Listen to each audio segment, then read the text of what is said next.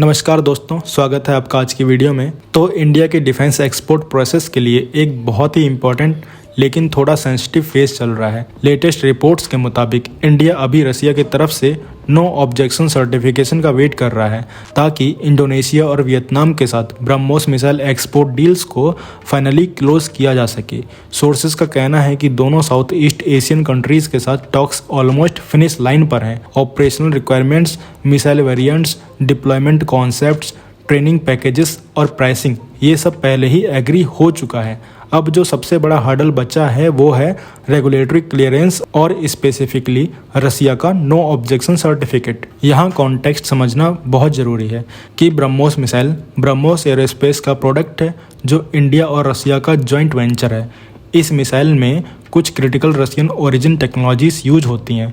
इसी वजह से जब भी इंडिया किसी थर्ड कंट्री को ब्रह्मोस एक्सपोर्ट करता है तो रसिया की सहमति भी लीगली और डिप्लोमेटिकली ज़रूरी होती है।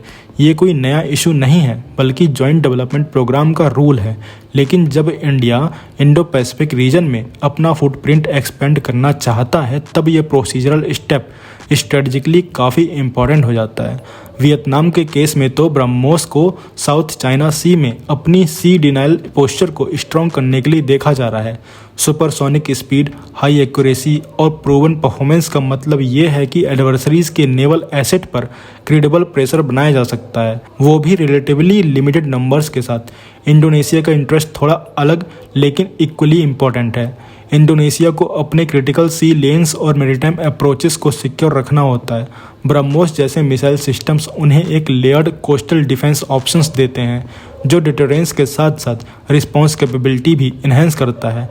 तो दोनों कंट्रीज़ के साथ मिसाइल वेरिएंट्स, डिप्लॉयमेंट कॉन्सेप्ट्स और लॉन्ग टर्म सपोर्ट पर डिटेल डिस्कशन हो चुके हैं। प्राइसिंग भी रिपोर्टेडली म्यूचुअली सेटल हो चुकी है और इंडिया के पास एक स्ट्रॉन्ग एग्जाम्पल भी है। फिलीपींस को ब्रह्मोस एक्सपोर्ट करके इंडिया ने ये प्रूव कर दिया कि वो complex high and missile system time पर डिलीवर कर सकता है, साथ ही ट्रेनिंग और लॉजिस्टिक सपोर्ट भी एफिशिएंटली मैनेज कर सकता है।